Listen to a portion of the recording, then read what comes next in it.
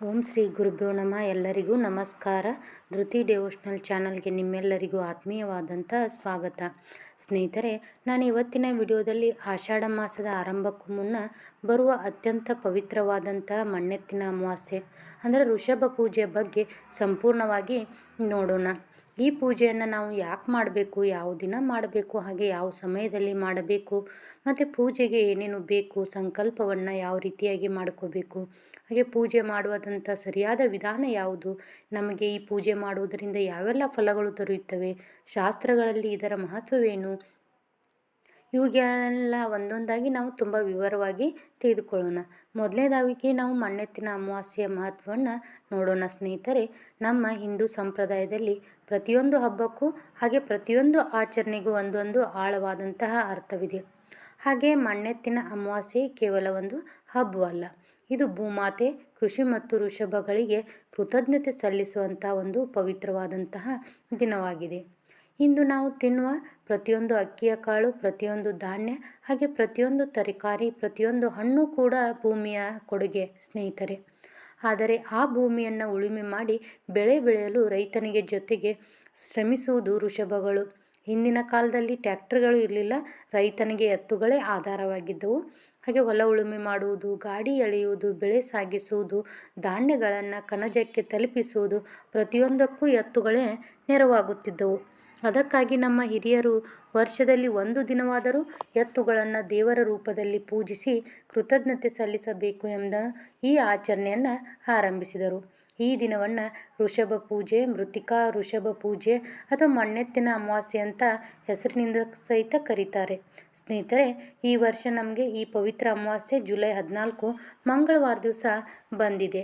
ಈ ದಿನ ಪುನರ್ವಸು ನಕ್ಷತ್ರ, ವ್ಯಾಘಾತ ಯೋಗ ಹಾಗೂ ನಾಗಕರ್ಣ ಹಾಗೂ ಚಂದ್ರನು ಮಿಥುನ ರಾಶಿಯಲ್ಲಿ ಸಂಚಾರ ಮಾಡುತ್ತಿರುವುದರಿಂದ ಈ ದಿನದ ಪೂಜೆಗೆ ವಿಶೇಷ ಪುಣ್ಯ ದೊರೆಯುತ್ತದೆ.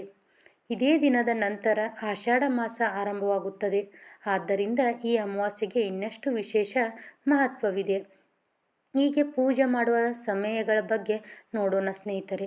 ಬೆಳಗ್ಗಿನ 4:30ರಿಂದ 5:18ರವರೆಗೆ ಬ್ರಾಹ್ಮಿ ಮುಹೂರ್ತ ಇರುತ್ತದೆ. ಈ ಸಮಯ ದೇವರ ಆರಾಧನೆಗೆ ಅತ್ಯಂತ ಶ್ರೇಷ್ಠವಾಗಿರುತ್ತದೆ.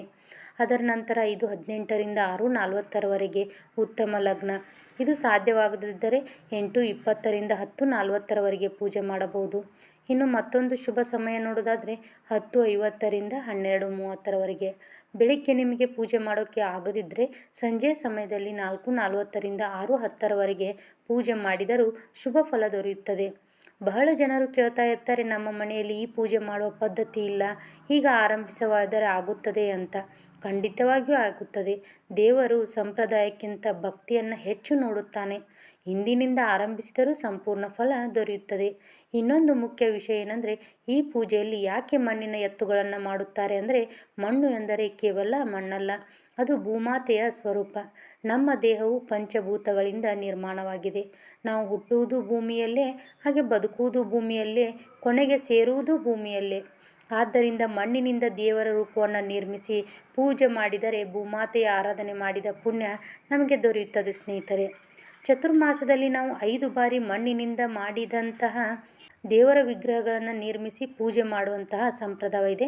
ಮೊದಲನೇದ್ದು ಮಣ್ಣೆತ್ತಿನ ಅಮಾವಾಸ್ಯೆಯ ಎತ್ತುಗಳ ಪೂಜೆ, ಎರಡನೇದ್ದು ನಾಗಪಂಚಮಿಯ ನಾಗಪೂಜೆ, ಮೂರನೇದ್ದು ಶ್ರೀಕೃಷ್ಣ ಜನ್ಮಾಷ್ಟಮಿಯ ಗೋಕುಲ ನಿರ್ಮಾಣ, ನಾಲ್ಕನೇದ್ದು ಗಣೇಶ ಚತುರ್ಥಿಯ ಮಣ್ಣಿನ ಗಣಪತಿ, ಐದನೇದ್ದು ಗೌರಿ ಹಬ್ಬದ ಮಣ್ಣಿನ ಗೌರಿ. ಈ 5 ಪೂಜೆಗಳನ್ನು ಮಾಡುವ ಮೂಲಕ ಭೂಮಾತೆಯ ಆಶೀರ್ವಾದ ದೊರೆಯುತ್ತದೆ ಅಂತ ನಮ್ಮ ಹಿರಿಯರು ತಿಳಿಸಿದ್ದಾರೆ. ಆದ್ದರಿಂದ ಮಣ್ಣೆತ್ತಿನ ಅಮಾವಾಸ್ಯೆ ಕೇವಲ ಒಂದು ಪೂಜೆ ಅಲ್ಲ, ಇದು ಪ್ರಕೃತಿಗೆ, ರೈತನಿಗೆ, ಋಷಭಗಳಿಗೆ ಮತ್ತು ಭೂಮಾತೆಗೆ ಸಲ್ಲಿಸುವ ಕೃತಜ್ಞತೆಯ ಮಹತ್ವವಾಗಿದೆ. ಇನ್ನು ಮುಂದಿನ ಇನ್ನು ಈ ಪೂಜೆಗೆ ಬೇಕಾಗುವ ಎಲ್ಲ ಸಾಮಗ್ರಿಗಳು, ಮನೆ ಅಲಂಕಾರ, ಮಣ್ಣಿನ ಎತ್ತುಗಳನ್ನು ಹೇಗೆ ಪ್ರತಿಷ್ಠಾಬೇಕು ಮತ್ತು ಸಂಪೂರ್ಣ ಪೂಜಾ ವಿಧಾನವನ್ನು ವಿವರವಾಗಿ ನೋಡೋಣ ಸ್ನೇಹಿತರೆ. ಮೊದಲನೇದಾಗಿ ಪೂಜೆ ಮಾಡುವ ಸ್ಥಳವನ್ನು ಸ್ವಚ್ಛವಾಗಿ ತೊಳೆದು ಶುಚಿಗೊಳಿಸಬೇಕು. ಸಾಧ್ಯವಾದರೆ ಬೆಳಿಗ್ಗೆ ಸ್ನಾನ ಮಾಡಿ ಶುಭವಾದ ಬಟ್ಟೆ ಧರಿಸಿ ಪೂಜೆಯನ್ನು ಆರಂಭಿಸಬೇಕು. ಮಹಿಳೆಯರು ಸೀರೆ ಧರಿಸಿದರೆ ಉತ್ತಮ ಸ್ನೇಹಿತರೆ. ಪುರುಷರು ಪಂಚೆ ಅಥವಾ ಶುಭ್ರವಾದ ವಸ್ತ್ರ ಧರಿಸಿದರೆ ಇನ್ನೂ ಉತ್ತಮ. ಆದರೆ ಮುಖ್ಯವಾದದ್ದು ಮನಸ್ಸಿನ ಶುದ್ಧತೆ ಮತ್ತು ಭಕ್ತಿ.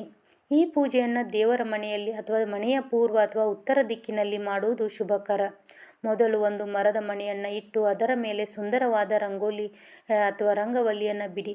ಶಂಖ, ಚಕ್ರ, ಕಮಲ ಅಥವಾ ಅಷ್ಟದಳ ಕಮಲದ ವಿನ್ಯಾಸ ಮಾಡಿದರೆ ಉತ್ತಮ. ಸಾಧ್ಯವಾಗದಿದ್ದರೆ ಸರಳ ರಂಗೋಲಿ ಹಾಕಿದರೂ ಸಾಕು. ಈ ಮಣ್ಣಿನಿಂದ ತಯಾರಿಸಿದ 2 ಎತ್ತುಗಳನ್ನು ಅಥವಾ ಮಾರುಕಟ್ಟೆಯಲ್ಲಿ ಸಿಗುವ ಮಣ್ಣಿನ ಎತ್ತುಗಳನ್ನು ತೆಗೆದುಕೊಂಡು ಮಣೆಯ ಮೇಲೆ ಪ್ರತಿಷ್ಠಾಪಿಸಬೇಕು. 2 ಎತ್ತುಗಳು ಜೊತೆಯಾಗಿ ಇರಬೇಕು. ಇವು ನಂದೀಶ್ವರನ ಹಾಗೂ ಕೃಷಿಯ ಸಮೃದ್ಧಿಯ ಸಂಕೇತ. ನಂತರ ಒಂದು ಪಾತ್ರೆಯಲ್ಲಿ ಅಕ್ಕಿ, ನವಧಾನ್ಯ ಅಥವಾ ನಿಮ್ಮ ಮನೆಯಲ್ಲಿ ಇರುವ ಧಾನ್ಯಗಳನ್ನು ಹಾಕಿ ಅದರ ಮೇಲೆ ಎತ್ತುಗಳನ್ನು ಇರಿಸಬಹುದು. ಧಾನ್ಯವು ಅನ್ನ ಸಮೃದ್ಧಿಯ ಸಂಕೇತವಾಗಿದೆ. ಅದರ ಪಕ್ಕದಲ್ಲೇ ಒಂದು ಚಿಕ್ಕ ಪಾತ್ರೆಯಲ್ಲಿ ಶುದ್ಧ ನೀರನ್ನು ಇಡಿ. ಇದು ಬಹಳ ಮುಖ್ಯ.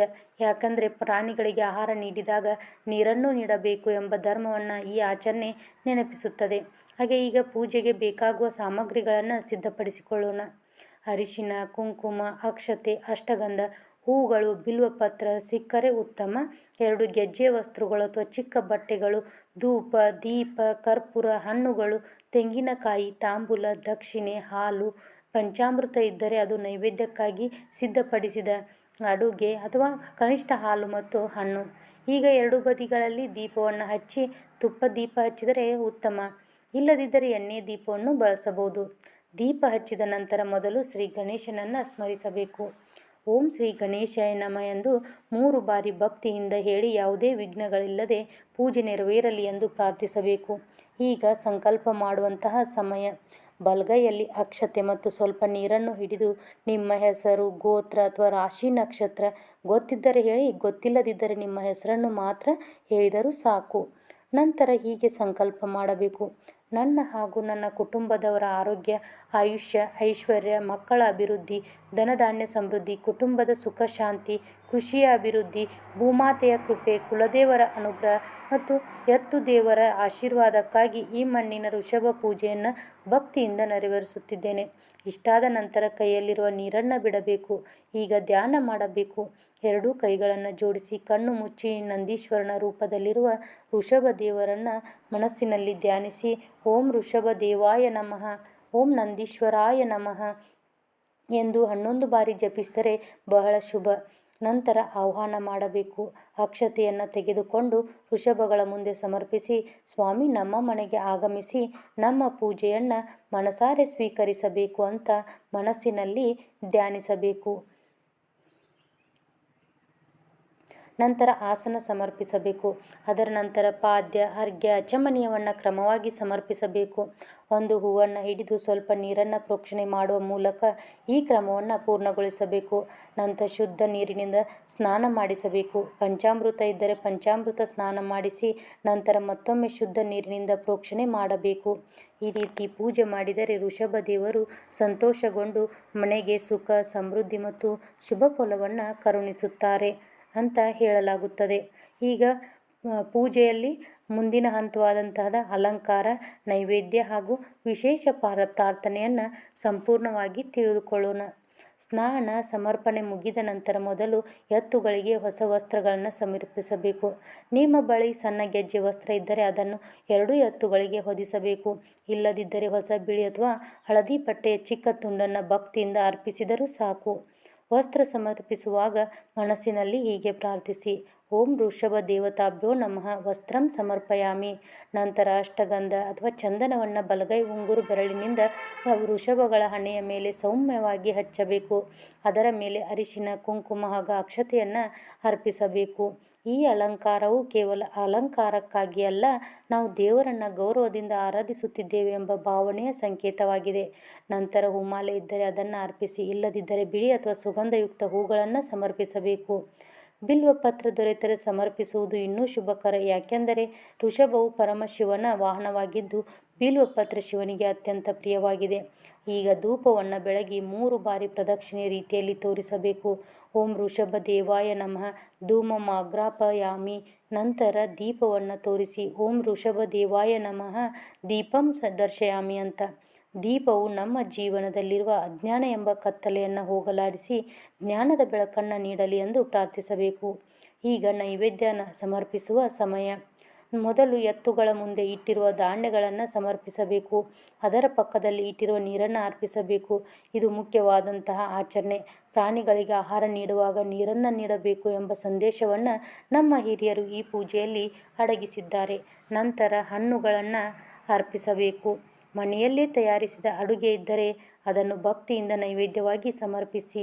ಅನ್ನ, ಬೇಳೆ, ಪಾಯಸ, ಹೋಳಿಗೆ, ಸಿಹಿ ಪದಾರ್ಥ ಅಥವಾ ನಿಮ್ಮ ಮನೆಯ ಸಂಪ್ರದಾಯದ ನೈವೇದ್ಯವನ್ನು ಅರ್ಪಿಸಬಹುದು. ಯಾರಿಗಾದರೂ ಅಡುಗೆ ಮಾಡಲು ಸಾಧ್ಯವಾಗದಿದ್ದರೆ ಹಾಲು, ಬಾಳೆಹಣ್ಣು, ಬೆಲ್ಲ ಅಥವಾ ಸಕ್ಕರೆಯನ್ನು ನೈವೇದ್ಯವಾಗಿ ಸಮರ್ಪಿಸಿದರೂ ಪೂಜೆ ಫಲಪ್ರದವಾಗುತ್ತದೆ.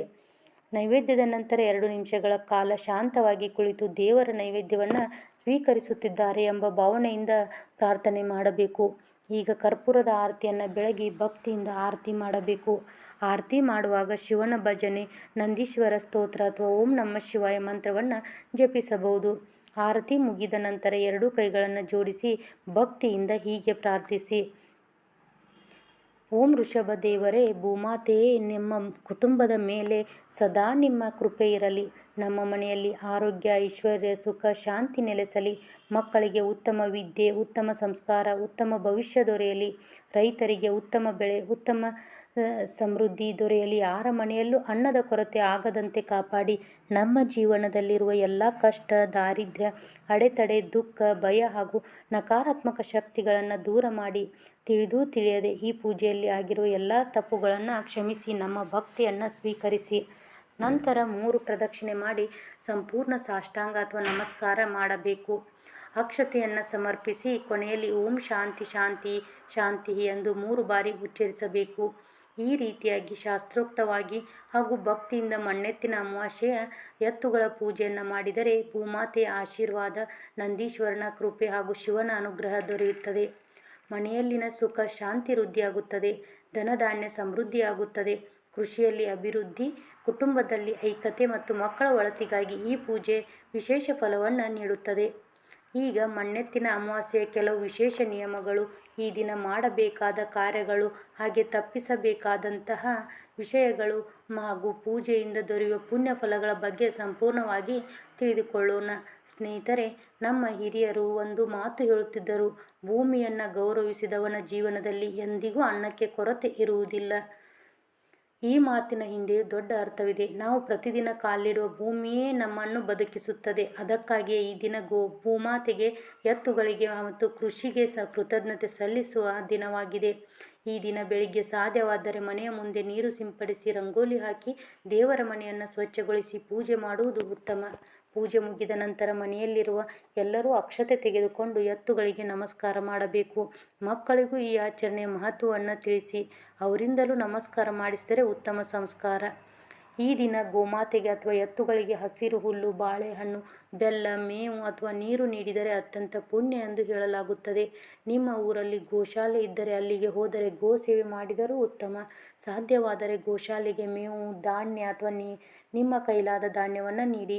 ಅದೇ ರೀತಿ ಬಡವರಿಗೆ ಅನ್ನದಾನ ಮಾಡುವುದು, ಪಕ್ಷಿಗಳಿಗೆ ಧಾನ್ಯ ಹಾಕುವುದು, ಬಾಯಾರಿದವರಿಗೆ ನೀರು ಕೊಡುವುದು, ಗಿಡಗಳಿಗೆ ನೀರು ಹಾಕುವುದು ಇವೆಲ್ಲವೂ ಈ ದಿನದ ವಿಶೇಷ ಪುಣ್ಯ ಕಾರ್ಯಗಳಾಗಿವೆ. ಇನ್ನು ಈ ದಿನ ತಪ್ಪಿಸಿಕೊಳ್ಳಬೇಕಾದ ಕೆಲವು ವಿಷಯಗಳಿವೆ. ಅನಗತ್ಯ ಜಗಳ, ಕೋಪ, ಸುಳ್ಳು ಮಾತು, ಇತರರನ್ನು ನೋಯಿಸುವ ವರ್ತನೆ, ಆಹಾರವನ್ನು ವ್ಯರ್ಥ ಮಾಡುವುದು, ಪ್ರಾಣಿಗಳಿಗೆ ಹಿಂಸೆ ಕೊಡುವುದು ಇವುಗಳನ್ನು ತಪ್ಪಿಸಬೇಕು. ಈ ದಿನ ಸಾಧ್ಯವಾದಷ್ಟು ಸಾತ್ವಿಕ ಮನಸ್ಸಿನಿಂದ ಇರಬೇಕು. ಪೂಜೆಯ ಸಮಯದಲ್ಲಿ ಮೊಬೈಲ್ ಅಥವಾ ಬೇರೆ ವ್ಯತ್ಯಯಗಳಿಂದ ದೂರವಿದ್ದು ಮನಸ್ಸನ್ನು ದೇವರ ಕಡೆಗೆ ಕೇಂದ್ರೀಕರಿಸಿ ಪೂಜೆ ಮಾಡಿದರೆ ಭಕ್ತಿ ಇನ್ನಷ್ಟು ಗಾಢವಾಗುತ್ತದೆ.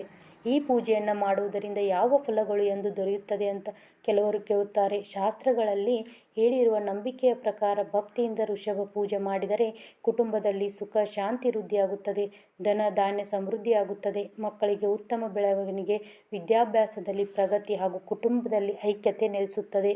ಕೃಷಿ ಮಾಡುವವರಿಗೆ ಉತ್ತಮ ಬೆಳೆ ಮತ್ತು ಬೆಳೆ ದೊರೆಯಲಿ ಎಂದು ಪ್ರಾರ್ಥಿಸಲಾಗುತ್ತದೆ. ಭೂಮಾತೆಯ ಕೃಪೆಯಿಂದ ಜೀವನದಲ್ಲಿ ಸ್ಥಿರತೆ ಮತ್ತು ನೆಮ್ಮದಿ ಬರಲಿ ಎಂಬ ಆಶಯದಿಂದ ಈ ಪೂಜೆಯನ್ನು ಆಚರಿಸಲಾಗುತ್ತದೆ. ಇಲ್ಲಿ ಒಂದು ವಿಷಯವನ್ನು ನೆನಪಿಡಿ, ಪೂಜೆ ಫಲವು ಕೇವಲ ಆಚರಣೆಯಲ್ಲ, ನಮ್ಮ ಭಕ್ತಿಯಲ್ಲಿಯೂ ಇದೆ. ಆದ್ದರಿಂದ ಮಂತ್ರಗಳಲ್ಲಿ ಸಣ್ಣ ತಪ್ಪುಗಳಾದರೂ ಭಯಪಡಬೇಕಾಗಿಲ್ಲ. ಶುದ್ಧ ಮನಸ್ಸಿನಿಂದ ದೇವರ ಮೇಲೆ ನಂಬಿಕೆಯಿಂದ ಪೂಜೆ ಮಾಡಿದರೆ ಅದೇ ದೊಡ್ಡ ಪೂಜೆ. ಕೊನೆಯಲ್ಲಿ 2 ಕೈಗಳನ್ನು ಜೋಡಿಸಿ ಹೀಗೆ ಪ್ರಾರ್ಥಿಸೋಣ. ಓ ಭೂಮಾತೆಯೇ, ಓಂ ವೃಷಭ ದೇವರೇ, ನಮ್ಮ ಕುಟುಂಬವನ್ನು ಸದಾ ಕಾಪಾಡಿ ನಮ್ಮ ಮನೆಗೆ ಆರೋಗ್ಯ, ಐಶ್ವರ್ಯ, ಸುಖ, ಶಾಂತಿ, ಸಂತೋಷ, ಧರ್ಮ, ಭಕ್ತಿ, ಸಮೃದ್ಧಿಯನ್ನು ಕರುಣಿಸಿ. ರೈತರಿಗೆ ಉತ್ತಮ ಮಳೆ, ಉತ್ತಮ ಬೆಳೆ, ಎಲ್ಲರಿಗೂ ಅನ್ನ ಸಮೃದ್ಧಿ, ಲೋಕಕ್ಕೆ ಶಾಂತಿ ಹಾಗೂ ಸಕಲ ಜೀವಿಗಳಿಗೆ ಶುಭವಾಗಲಿ. ನಮ್ಮಿಂದ ತಿಳಿದು ತಿಳಿಯದೆ ಮಾಡಿದ ತಪ್ಪುಗಳನ್ನು ಕ್ಷಮಿಸಿ ನಿಮ್ಮ ಕೃಪೆಯನ್ನು ಸದಾ ನಮ್ಮ ಮೇಲೆ ಇರಿಸಿ. ಇದರೊಂದಿಗೆ ಮಣ್ಣೆತ್ತಿನ ಅಮಾವಾಸ್ಯೆ ವೃಷಭ ಪೂಜೆ ಸಂಪೂರ್ಣ ವಿಧಾನ ಮುಕ್ತಾಯವಾಯಿತು. ಈ ವಿಡಿಯೋ ನಿಮಗೆ ಉಪಯುಕ್ತವಾಗಿದೆ ಎಂದು ಅನ್ನಿಸಿದರೆ ಒಂದು ಲೈಕ್ ಮಾಡಿ, ನಿಮ್ಮ ಕುಟುಂಬದವರು ಮತ್ತು ಸ್ನೇಹಿತರೊಂದಿಗೆ ತಪ್ಪದೇ ಹಂಚಿಕೊಳ್ಳಿ. ಇಂತಹ ಪೂಜಾ ವಿಧಾನಗಳು, ವೃತ್ತಗಳ ಮಹತ್ವ, ದೇವರ ಮಂತ್ರಗಳು ಹಾಗೂ ಧಾರ್ಮಿಕ ಮಾಹಿತಿಗಾಗಿ ಧೃತಿ ಡಿವೋಷನಲ್ ಚಾನಲನ್ನು ಸಬ್ಸ್ಕ್ರೈಬ್ ಮಾಡಿ, ಬೆಲ್ ಐಕಾನ್ ಒತ್ತುವುದನ್ನು ಮರೆಯಬೇಡಿ. ನೀವು ಜೀವನದಲ್ಲಿ ಭೂಮಾತೆಯ ಆಶೀರ್ವಾದ, ನಂದೀಶ್ವರನ ಕೃಪೆ ಹಾಗೂ ಪರಶಿವನ ಅನುಗ್ರಹ ಸದಾ ಇರಲಿ ಎಂದು ಹಾರೈಸುತ್ತೇನೆ. ಓಂ ನಮಃ ಶಿವಾಯ. ಧನ್ಯವಾದಗಳು. ಮತ್ತೆ ಮುಂದಿನ ವಿಡಿಯೋದಲ್ಲಿ ಸಿಗ್ತೀನಿ. ಸರ್ವೇ ಜನ ಸುಖಿನೋ ಭವಂತು.